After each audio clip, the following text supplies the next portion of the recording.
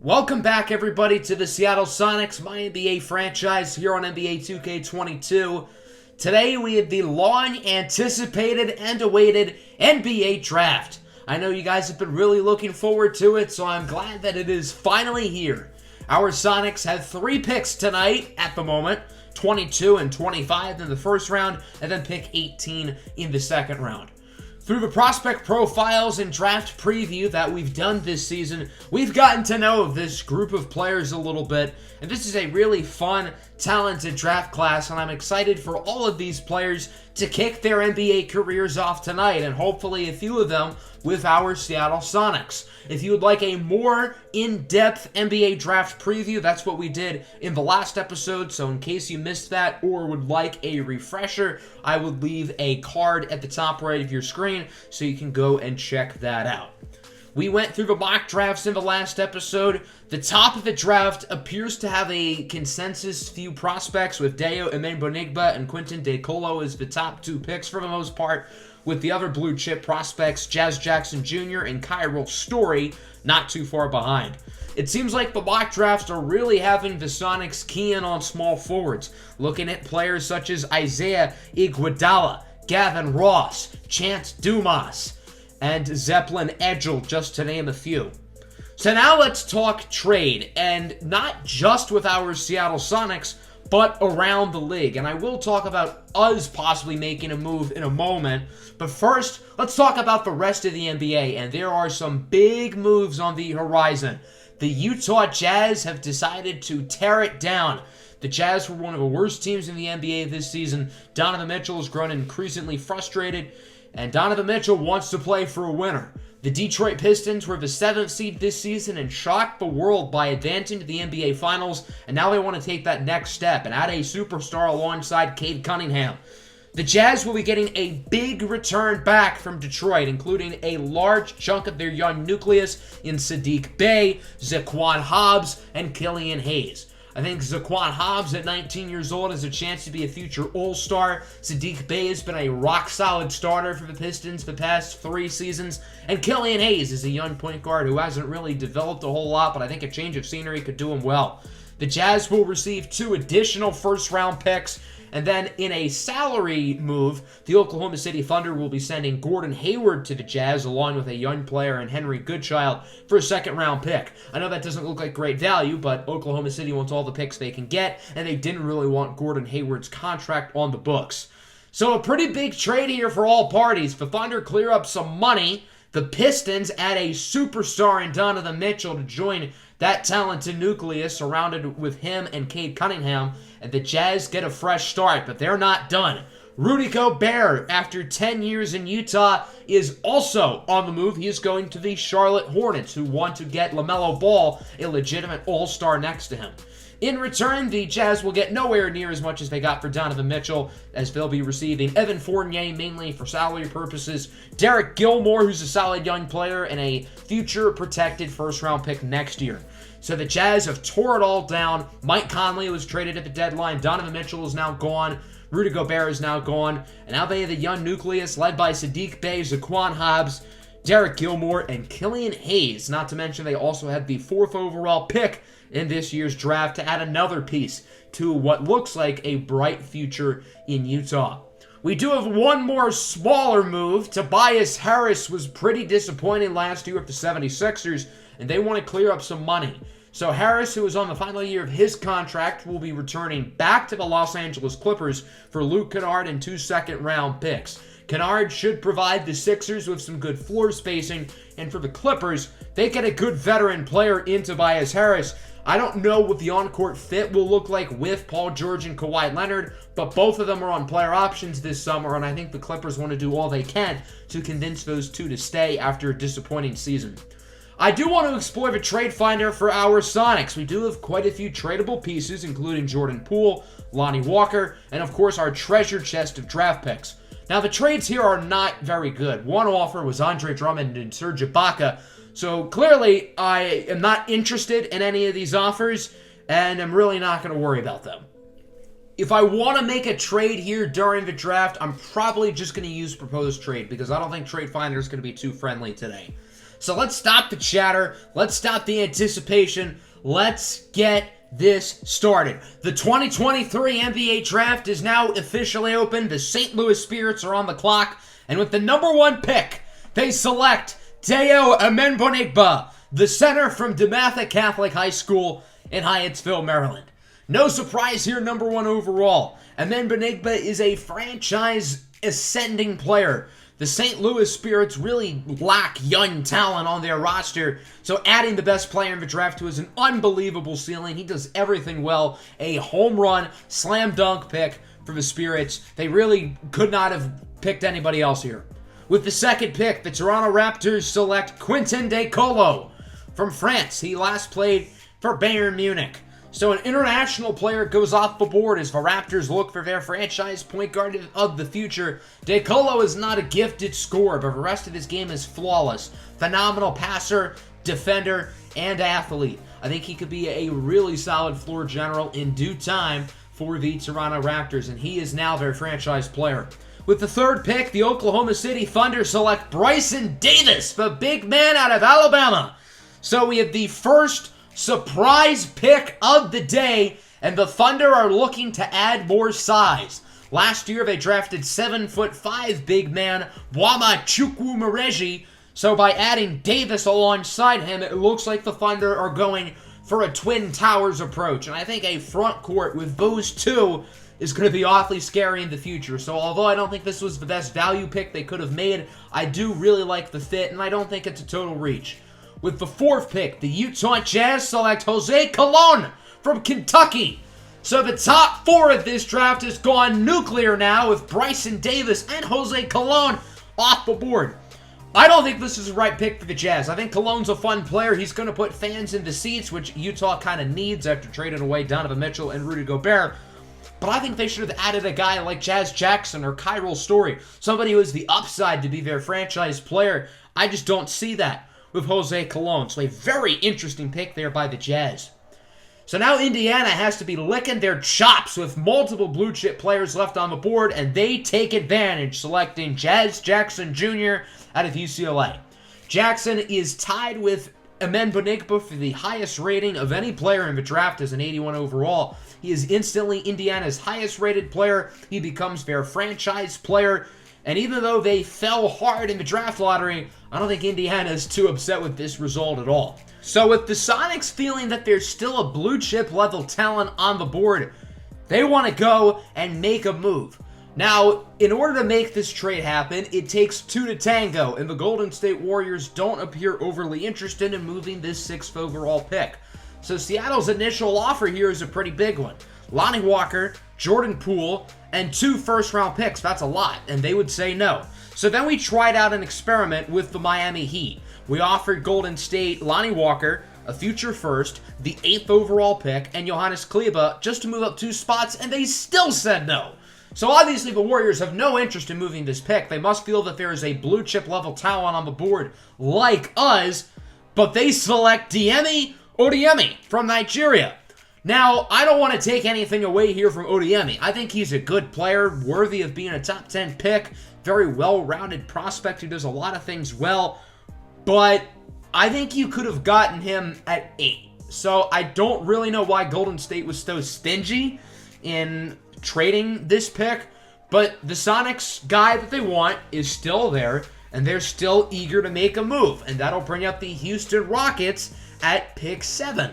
The Rockets have a lot of talent in their backcourt, so maybe they don't want to pick the guy Seattle's looking at, but the Sonics are still going to try to move up and get this pick anyway. So they're trying Lonnie Walker and 2 first-round picks. The Rockets, however, don't appear to be overly interested. So Seattle's going to keep adding assets. The Sonics don't want to move 3 first-round picks in order to get this trade done, but they are willing to move some of their second-round picks away and possibly some lower-level players on the team, such as Luke Foreman.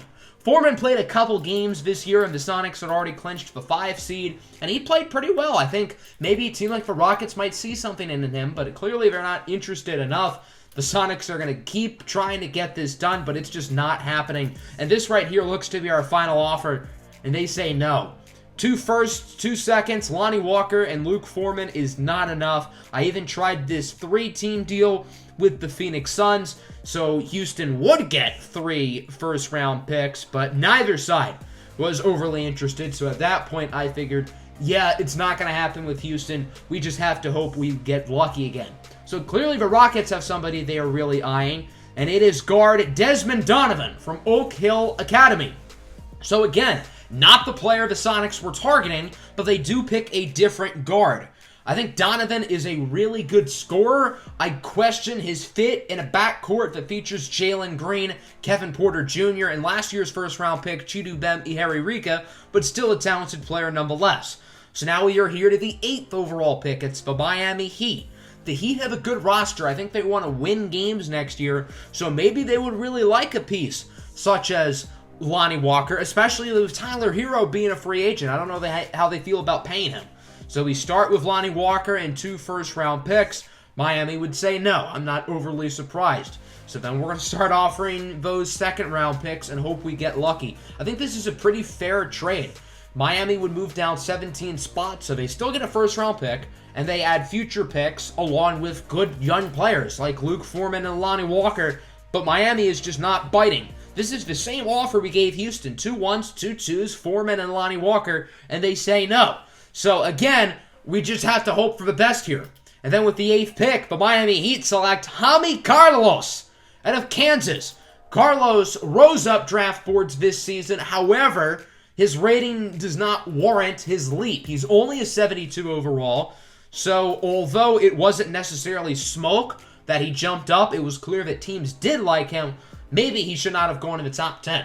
So the player the Sonics still want is on the board somehow, someway here at pick 9, as that brings us to the Charlotte Hornets, another team who I think is in win-now mode. We're going to give them the same offer that we did for Miami Heat, Lonnie Walker, Luke Foreman, the 2 firsts, 2 seconds, and they say no. And at this point, I'm not willing to risk it. The player we want has fallen too far. I think he's going to go here, so I decided to cave in and trade away 3 first-round picks. I feel that's the only way that this deal is going to get done. I want to ensure that the player that we really want is going to be on our team. So we offer Lonnie Walker and 3 first-round picks. And they still say no, but I still think it's more likely we get the deal done. We added Luke Foreman, who they do like quite a bit, 1.5 stars, along with a future second, and the deal is done. The Sonics have moved up from pick 25 to pick 9, and now the Seattle Sonics are on the clock.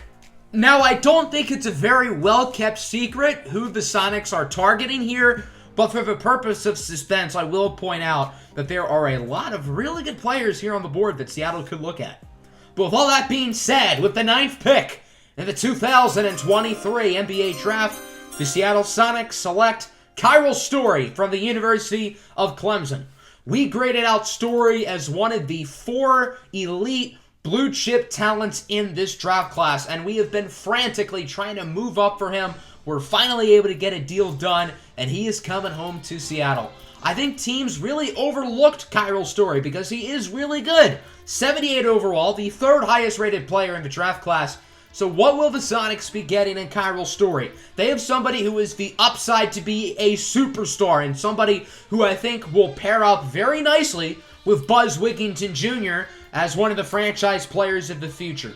Cairo Story has excellent positional versatility. He stands at 6'10", but he has the quickness of a point guard. 7'2" wingspan. He can guard the 1 through the 4 and is already an elite defender. He's also very strong on offense. He does a great job of creating his own shot, as you can see there on the inbound. Excellent at driving to the basket. He's a pretty good mid-range shooter as well. Very streaky from 3. Needs to improve there, but he plays the game flashy and fun. Look at that slam dunk right there. This kid creates highlights, and I think he's going to be a very easy player for Sonics fans to root for. So this all really poses the question, why did he fall to the 9th pick? Because he's a top 3 talent in this draft class, and some of the players who went above him really had no business being picked before Cairo Story. Well, there are some concerns with Story, and for one thing, there are some medical question marks. He missed 12 games this year as a freshman at Clemson, and it wasn't just one injury. It seems like he had multiple nagging injuries throughout the season, which is a little bit of a concern. Scouts also question, how much does he actually contribute to winning basketball? Although Story was a very good player this year at Clemson, that's not being questioned. The question is, how much did that really lead to wins? Because Clemson's record with Story on the floor was actually slightly worse than their record when Story was out with injury. So I think scouts are a little bit concerned that Cairo Story, yeah, he has fun highlight plays. He can score 20 points a night, but does he contribute to winning basketball? We think he does, and I genuinely believe he's one of the 3 to 4 best prospects in this draft class. Otherwise, I would not have made this move, and somebody who I think has the chance to be a star. He has a long ways to go, but I think we drafted a kid who has the chance to be special. Moving right along here, the Orlando Magic at pick 10 select Cairo Nirmane. From England, he played his college ball at Texas Tech, so the Magic picking Nirmane here clearly tells me that Cairo Story would not have fallen much past 9, if he would even fallen past 9 with Charlotte, so clearly we made the right move to trade up when we did. Nirmane is a talented player, very good defender. I think the Orlando Magic get really good value here, easily a top 10 player in the draft class. At pick number 11, the Portland Trailblazers select Jimmy Akunjonas from UConn. I'm a little bit surprised he went here in the lottery, but I do like him. Very good three-point shooter, very good playmaker, somebody who's going to be instant impact on offense. Clearly, the Blazers are really valuing guard play as they do want to find their long-term point guard of the future. And I think he actually compares very similarly to Devontae Graham, who's already on their team. With the 12th pick, the Oklahoma City Thunder select Zaire King from Illinois. Really good pick here. I think King is quite raw, but he's got the upside to be a star. Not a great offensive player yet, but is really good on defense, really athletic. The Oklahoma City Thunder have 5 first-round picks this year. Yes, 5. So they can afford to take a big swing for the fences here on a prospect like King. The Trailblazers are back on the clock. They select point guard Fred Flame here at 13 overall out of Duke University. So the first member of the national champion Duke Blue Devils is off the board. Flame here has a flamethrower, pun intended. He's a 6'6" combo guard who shoots the lights out of a ball. He needs to improve the rest of his game, but he's a great spot-up shooter and will provide instant value for the Trailblazers. With the 14th pick, the Orlando Magic select Miles Burrow from Colorado State. They already drafted a defensive specialist earlier today in Cairo Nirmane, but it looks like they want to add some more defense. Burrow is a low-post big man. Now, he does have the ability to stretch the floor a little bit, maybe not from 3, but he does have a nice mid-range shot, and in my opinion, I think the Colorado State product is worth a look here in the lottery. The Indiana Pacers here at pick 15 select Cole Wagner Jr., the point guard from Texas Tech. I don't know if there is a bigger winner today in this NBA draft than the Indiana Pacers, who have hit 2 grand slams. I don't know how Jazz Jackson fell to 5th. They capitalized there, and then they select Cole Wagner, who in my opinion is a top 10 prospect in this draft. Just a home run of a draft here for the Indiana Pacers. The future is bright in Indy. And then with the final lottery pick of the day, the Rockets select Arroyo Laponte from France. The Rockets want to add some more size. They have a lot of talent in their backcourt, but they need some more size. Laponte is a 6'7" power forward who's a good scorer from inside the arc and is a versatile defender. Somebody who I think is really strong value here at 16 and is going to be a fun player for Houston going forward. So now that the lottery is done, we will look at the rest of the first round, starting with the LA Clippers, who get strong value here with Isaiah Thomas out of Auburn at pick 17. Thomas is one of the more NBA-ready players on the board, coming in as a 75 overall. And after the Clippers won the championship in year 1 of this series, they completely fell flat on their face, missing the postseason this year. So I think adding Thomas, who can be a nice piece off the bench this year, could be very helpful. So now the Sixers are up at 18, and I do want to point out the Seattle Sonics are almost on the clock. When we moved up with Charlotte, we managed to keep our 22nd overall pick. So we still have that in our back pocket, and there are a lot of good players left on the board. So I think no matter what, we're going to get a good player at 22. I would say as of now, there's probably 5 or 6 players who I'd be happy with our 22nd pick, so I don't expect to trade up or down. But I think there's 2 players here on the board who I'm really looking at and would be really happy with that pick. I'm not going to say who, I don't want to spoil, but hopefully those 2 players do not fall, and I will let you know once they get picked, if they get picked. So the 76ers are on the clock, but they want to trade this pick to the arch-rival Celtics for Mitchell Robinson. This is a kind of weird trade, but the value is fine, so I decided not to veto it and let it pass. The Boston Celtics are now on the clock as they send Mitchell Robinson to the Sixers. Philadelphia looks to add some more size alongside Joel Embiid, and the Celtics look to get younger as they select Magnus Hono from Louisville. He is 7'2" and weighs in at 315 pounds. Known for the red hair that he acquired at Louisville, I'm curious if he's going to dye it green now that he's in Boston, as he, hopefully for them, will be their long-term center of the future, with Mitchell Robinson obviously now gone. With the 19th pick, the Sacramento Kings select Darren Law from Louisville. This was not one of the two guys I was specifically eyeing up at 22nd overall, but he's a player I would have been very happy with that selection. This is a great value pick here for the Kings, somebody who's strong on defense, can shoot the ball, just a quality role player. I don't know if he's ever going to develop into a star, but somebody who's going to have a role in this league for a long time. The Oklahoma City Thunder at 20 select Zeppelin Edgel out of Oregon. Another player I would have been very happy with at 22, but not one of the two guys I was specifically looking at. Edgel is going to pair up really nicely with Zaire King on the defensive end, who they drafted earlier today. The Thunder are really trying to build a no-score zone. Their defense in a couple years is going to be nuts. So the Sonics are only one pick away. The only team standing in front of them is the New York Knicks, who select Darvarius Johnson out of Duke.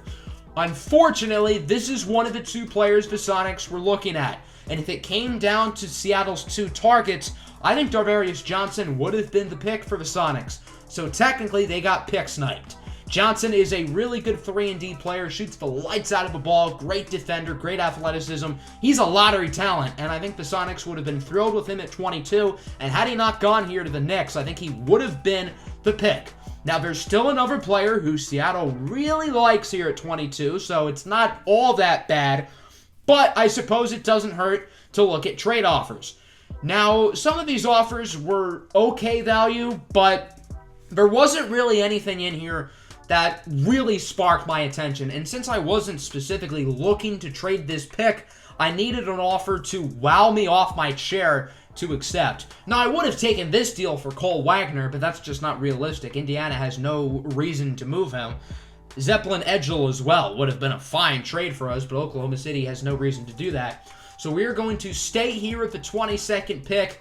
Who exactly are some candidates that the Sonics could look at? There's a lot of talent at the forward position. Guys like Ryan Wilcox, Patrick Mukwamu, Wayne Kay, Isaiah Iguodala, Chance Dumas, and others. So what is the move here for the Sonics? With the 22nd pick in the 2023 NBA Draft, the Seattle Sonics select Chance Dumas from the Overtime Elite Academy. So the Sonics make history selecting the very first player out of the Overtime Academy, and it's the versatile forward Chance Dumas, who comes in as a 76 overall. Dumas is a raw offensive player, not really going to contribute a whole lot early on that side of the floor, but his defense is second to none. Locked down on the perimeter, locked down low, and with his athleticism and upside, this could be a great pick for the Sonics in the future. Dumas was Overtime Elite's best player this season.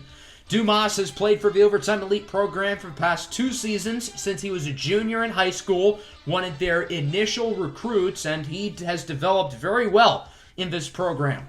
Defensively, I think this is not a stretch. He has a chance to be a Defensive Player of the Year candidate as a rookie if he gets enough minutes. That's how good he is on that side of the floor.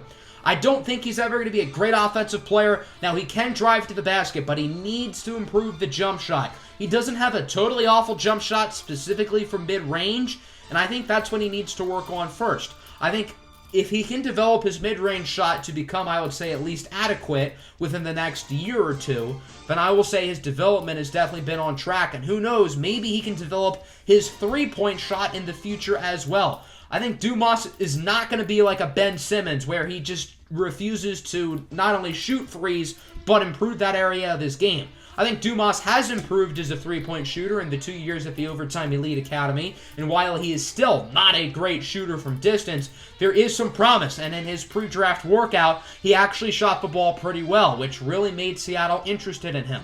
Although I would have preferred Darvarius Johnson with this pick, because I think he provides way more floor spacing, I do think Chance Dumas has more long-term upside than Darvarius Johnson, and I'm really happy that we were able to land Dumas on our team. Let's round out the rest of the first round. Starting at pick 23, the Brooklyn Nets select Patrick Mukwamu from England.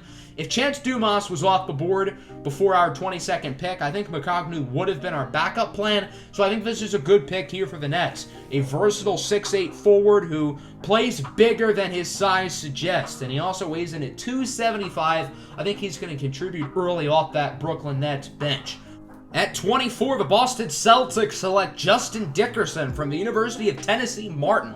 I think Dickerson is a very crafty point guard and somebody who projects well early on the offensive end with his playmaking and shot-creating ability. He's not a great defender early on, but with Mike Conley being an impending free agent, I think he could really be an early contributor next season for the Celtics. At 25, the Charlotte Hornets pick Otto Prince from Baylor. This was originally Seattle's pick, but they used it in order to move up with the Charlotte Hornets earlier today to select Cairo Story. I think Otto Prince is a little bit raw, has some work to do, but if nothing else, he's a solid low-post presence on the defensive end of the floor as a rookie.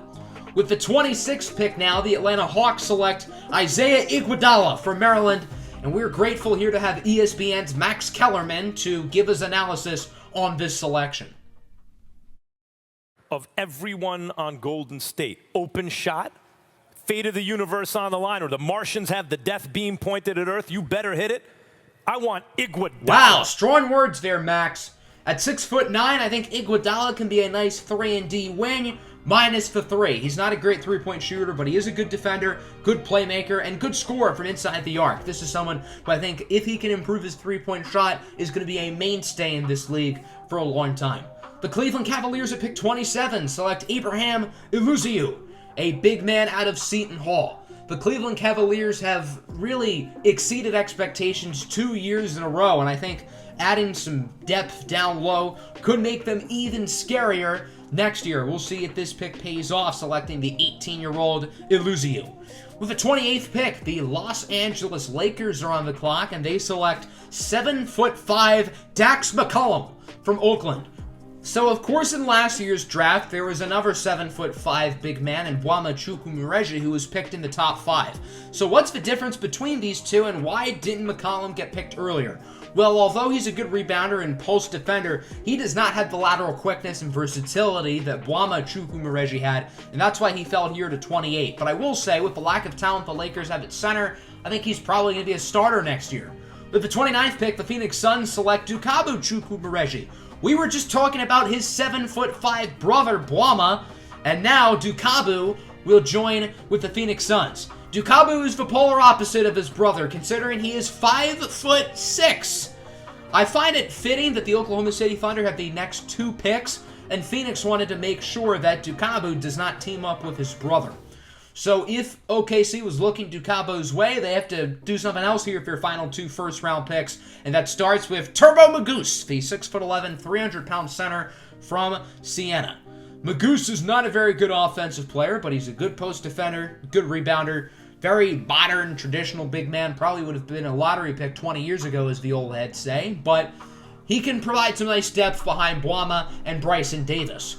With the 31st pick, the Thunder select Kamani Dobson from IMG Academy. So the Thunder entered this draft class with 5 first-round picks, and they ended up keeping all 5 of them, adding 5 new rookies, plus the fact that they have 2 second-rounders. I think Dobson is strong value here at 31, a versatile player. He needs to develop a little bit, as he is a tiny bit raw, but after his freshman season at the University of High School, according to Rob Mahoney, he could be really good. Yeah, that draft story does not make sense, but whatever, we'll go with it. And with the final pick of the first round, the defending champion Memphis Grizzlies select Ryan Wilcox out of Duke. The defending champs somehow find a way to get even better. This is an absolute steal here at the end of the first round, with Wilcox coming in as a 76 overall. Doesn't have any glaring strengths, but somebody who's a good scorer from all 3 levels and is a viable defender. He should be able to easily contribute off of Memphis's bench, which means the defending champs just got even scarier. So that concludes the first round of the 2023 NBA Draft. No shortage of craziness. The top 2 picks were chalk, and then the Bryson Davis and Jose Colon selections led to the domino effect of talented players falling. Most notably, Cairo Story, projected to go in the top 3, falls to 9, where the Seattle Sonics would scoop him up. With the other first-round pick, despite getting pick-sniped just a selection earlier, the Seattle Sonics were happy to add Chance Dumas, the very first player out of the Overtime Elite Academy to be selected into the NBA. So now that we're in the second round, we're going to go a little bit faster here. Normally, I just skip through the second round until our pick. I'm not going to do that this year since pretty much every player in this draft class is a user, but we're not really going to highlight each pick in depth. So the Sonics had the 18th pick in the second round, and unfortunately, there's not a ton of ammo to move up. So even though there are some really good players here at the top of the second round, the Sonics are likely going to stay put. The name to watch out here for is Ohio State point guard Rashad Butler, who the Sonics have been very clear that they really like. So if he somehow falls, which in my opinion is pretty unlikely, I would imagine he's going to be Seattle's pick. If they don't land Butler, there are a few other really good players who the Sonics could look at in this round. So the Chicago Bulls at 33 pick Aaron Dickerson. Dickerson was a very good player this year for Louisville. I expected him to go in round 1, and the Bulls are going to capitalize on the value. Wichita State's Ezekiel Bolden goes to Cleveland at 5'10 point guard. The Knicks select an undersized center in Ben Bracken out of Providence. The St. Louis Spirits, with their second pick of the day, select Loyola Chicago's Max Gilbert, who I really like. That's going to be a fun pick for them. Kyrie White, the 4th Duke Blue Devil, off the board, going to the Boston Celtics. He has cool blue hair.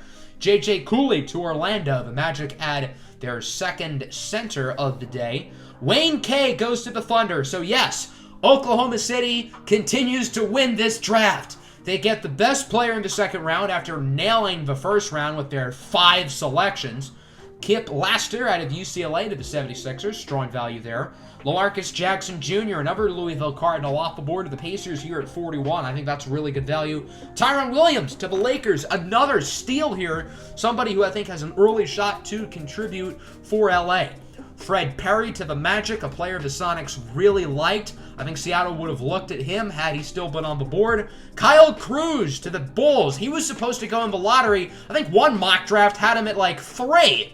Instead, he ends up at 44. So quite the difference here for Kyle Cruz.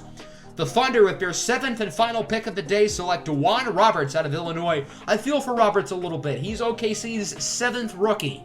Poor guy. Sean Payton out of Gonzaga goes to the 76ers. And look out, the Sonics are almost up. DJ Jones from Oklahoma to the Lakers. He has a nice beard, so I suppose that's a cool touch. Malcolm DeMarcus out of Utah State to the Kings. Now the only team standing in the way of the Sonics is the Philadelphia 76ers, and of course, they pick Rashad Butler. Ooh. Yeah, so I kind of had a feeling this was going to happen. The guy that we've been eyeing up for the entire round goes 1 pick before us, and now our Seattle Sonics have been pick sniped twice today. Despite the guy we really wanted going 1 pick before us because 2K is mean, there are still a few really good players left on the board, and although I don't think anybody here is as good as Rashad Butler, I still think we will find a good player here at 50. So with the 50th pick in the 2023 NBA Draft, the Seattle Sonics select Kenji Mukwamu from Cincinnati. We didn't really talk about Mukwamu throughout the season because, well, I assumed we were going to get more luck in the second round, but Mukwamu is pretty solid. He comes in as a 72 overall. He is a great three-point shooter, which I think is a big deal because Seattle's first 2 selections of the day are not great shooters. So I think having someone who can space the floor like Mukwamu is a big deal.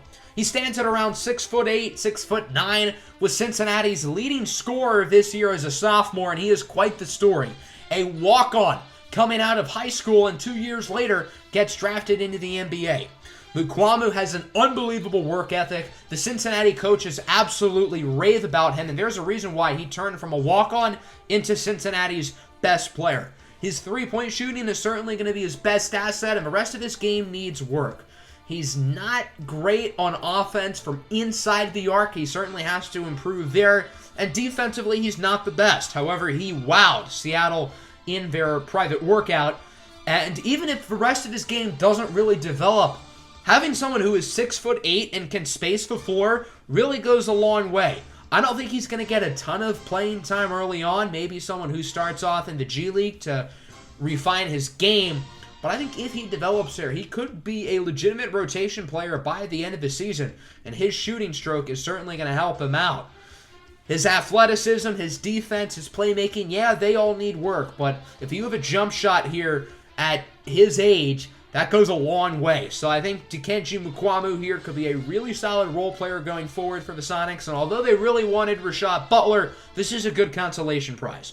So now going through the final few picks of the day, starting at 51, the Bucks select Clayton Kunzweiler from Villanova. He was a player Seattle really considered at pick 50. Another player they considered was Harry Bruce, who goes to the Spirits at 52. Shout out to the St. Louis Spirits. They've killed it today.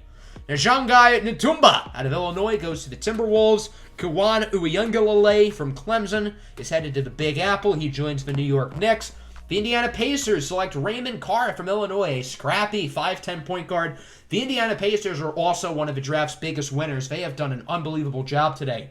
Trevion Beach-Shiner from Richmond goes to the Atlanta Hawks, a 6'5 small forward. Sean Johnson to the Blazers. This is an intriguing player. 6'10", but can shoot the lights out. The rest of his game needs some work, but he's an awesome three-point shooter. Jordan Jenkins Jr. to the Charlotte Hornets out of Syracuse. I think that's pretty good value. Alex Boucher to the Warriors, a 6'11 point guard from Canada. He's going to be a fun player. Scott Hunter from Croatia to the Atlanta Hawks, a very American name, but he is from the middle of Europe. Reese Mayer Jr. from Oregon goes to the Timberwolves. Now we're here with the final three picks, starting at 62. The Jazz select Gavin Ross. He was mocked to go to Seattle in the first round, so that's strong value for the Jazz. Kenny Fletcher from Lithuania to the Oklahoma City Thunder. That is a very Lithuanian name, if I do say so myself. And then Mr. Irrelevant is Ferrier DeForge, a 6'7 power forward out of Wake Forest. So that will conclude the second round, and although the Seattle Sonics were unfortunately pick sniped, I think they are quite happy with the selection of Cincinnati forward Kenji Mukwamu as somebody who could be a knockdown three-point shooter going forward. Overall, this was a really talented second round and a really talented draft as a whole. And quickly, we are going to recap the final draft results before we conclude today's episode. As we go through the rookie classes, who are the big winners in this draft? And obviously, I'm going to say the Seattle Sonics because I'm the one who made these picks. But I do feel like we had a really good draft, and I'll talk about it in more detail in just a few moments. The St. Louis Spirits have to be winners here, nailing the number one pick with Deo Menbenigba and getting two strong second-round picks as well. I think the Spirits are finally on the uprise, and I'm excited for Deo and Buzz Wigginton to have a rivalry. The Oklahoma City Thunder had 7 draft picks, and they made the most of them. Although selecting Bryson Davis at 3 was a little bit surprising, I think the Thunder did a pretty good job today, and I think their future is going to continue to get better and better. I thought the Blazers had a really strong draft, although I don't think Jimmy Akun-Jonas is really a lottery talent.